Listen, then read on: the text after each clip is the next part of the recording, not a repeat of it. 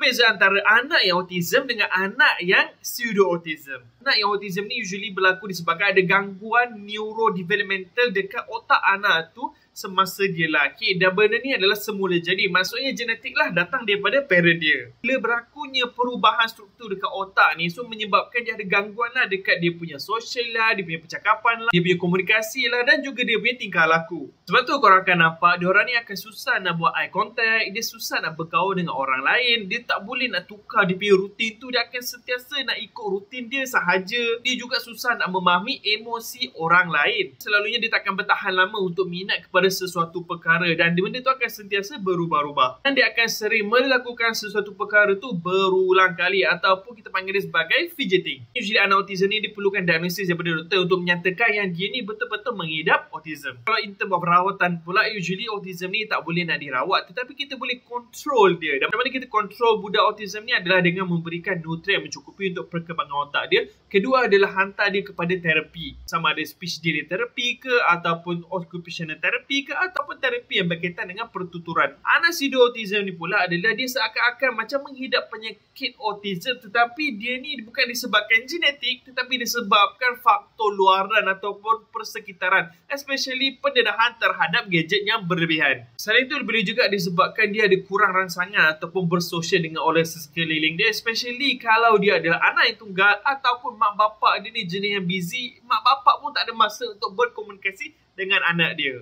Kalau kita tengok simptom untuk pseudo-autism ni pun hampir lebih kurang macam anak yang autism. Contoh, dia susah nak ada eye contact dengan orang yang dia bercakap tu, tapi bukan disebabkan masalah neurologi, tetapi more toward dia lebih peka untuk bermain dengan gadget dia instead of dia fokus dengan orang yang bercakap tu. Kedua, boleh jadi dia ni akan kurang bercakap sebabkan dia kurang stimulasi, dia tak bercakap dengan orang sekeliling. So menyebabkan vocab dia pun akan kurang, lepas tu dia langsung tak nak berkomunikasi dengan orang sekeliling. Ketiga adalah orang yang pseudo-autism ni dia akan susah nak fokus tau, sebab dia dah terbiasa dengan fast pace punya interaction. Sebagai contoh, kalau dia tengok TikTok ke benda kan benda tu adalah video jenis pendek-pendek sahaja. So dia dah biasa scroll, dia punya fokus tu akan menjadi makin lama makin pendek, so menyebabkan dia susah nak belajar. Yang keempat adalah bila orang pseudo-autism ni dia akan mudah tantrum, especially bila dia tak dapat barang yang dia nak ataupun korang tarik dia punya gadget tu daripada dia. Perawatan untuk pseudo-autism ni simple sahaja. Kita merawat pada punca dia. Mostly budak pseudo-autism ni disebabkan gadget. So nak tak nak kita kena take away dia punya gadget tu, dan kita perbanyakkan komunikasi ataupun stimulation terhadap budak-budak seperti begini.